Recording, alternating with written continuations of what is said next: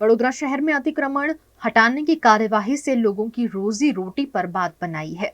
वडोदरा शहर के स्टेशन क्षेत्र में स्थित सिटी बस स्टैंड के पास वडोदरा महानगर पालिका की अतिक्रमण विभाग द्वारा अवैध रूप से लगी लारी गल्लों को जब्त किया गया। इस कार्यवाही में 2 पान बीड़ी की लारियां भी शामिल थी, जो दिव्यांग विक्रेताओं की थी। इस जब्ती के बाद विक्रेताओं को भारी परेशानी का सामना करना पड़ा। अतिक्रमण विभाग की इस कार्यवाही के बाद ये विक्रेता कई दिनों से अपनी लारी छुड़वाने के लिए नगर निगम के चक्कर लगा रहे थे। नगर निगम द्वारा इन्हें बताया गया कि लारी छुड़वाने के लिए 2500 रुपए का जुर्माना भरना अनिवार्य होगा। लाचार विक्रेताओं ने मीडिया के सामने अपनी पीड़ा व्यक्त करते हुए बताया कि उनकी रोजी रोटी पर संकट आ गया है और इतनी बड़ी रकम भरना उनके लिए संभव नहीं है। हमारी सिटी बस ना फुटपाथ पर कड़क बाजार ना सामने लारी होती, पान पड़ी की पानी नी बाटल बिस्किट में फर ये बेचीन मुंह मारे गुजरावन चलावतेली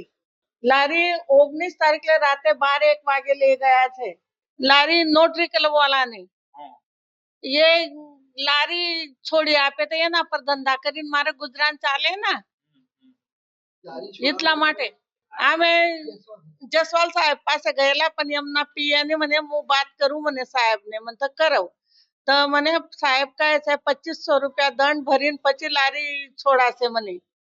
અને મને તો સાહેબને આમને મળવા દેતા મને સાહેબ બહાર ગયા છે મને હું ફોન પર વાત કરી મને તો સાહેબ કહે છે મને 2500 રૂપિયા દંડ લેન પછી लिखावना आप તો મારથી આપાય નહીં ના મને સાહેબને તમે વાત કરો મને તો સાહેબને મળાવ ના પછી તો મને નહીં મળે મને સાહેબ જે બે પ્રજ્ઞાચક્ષુ એક ભાઈ અને એક બેન જેમની લારી ઉઠાવવામાં આવી હતી કોર્પોરેશનની દબાણ શાખા દ્વારા જ્યારે વડોદરા શહેરમાં એક દુર્ઘટના ઘટી અને એક્સિડન્ટના કારણે જ્યારે એક મહિલાએ પોતાનો જીવ ગુમાવ્યો અને ત્યારે પોલીસ વિભાગ કોર્પોરેશનને આ બધા દ્વારા જે મીટિંગ કરવામાં આવી અને જેમાં રસ્તા રેસામાં દબાણના કારણે ટ્રાફિકની સમસ્યા સર્જાતી હોય અને પોસિબિલિટીઝ હોય કે એક્સિડન્ટ થઈ શકે એટલે એમના દ્વારા રસ્તા વચ્ચે જે પણ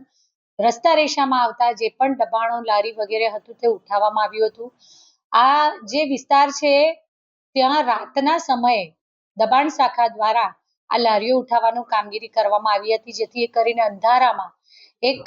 ભાઈની જે ભાઈ આવ્યા હતા રજૂઆત કરવા એમની લારી પર વિકલાંગની લારી છે એવું લખેલું હશે પરંતુ કેમ કે રાત્રિના સમયે આ દબાણ શાખા દ્વારા કામગીરી કરવામાં આવેલી હોય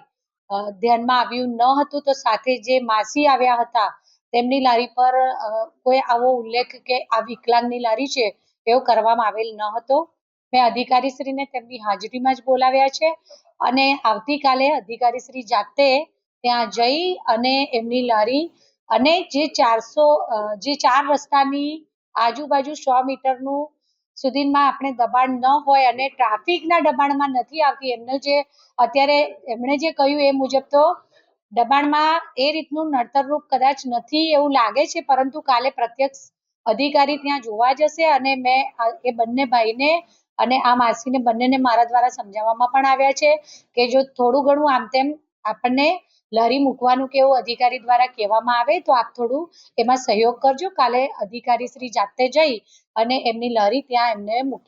પાછી મૂકી આપવામાં આવશે।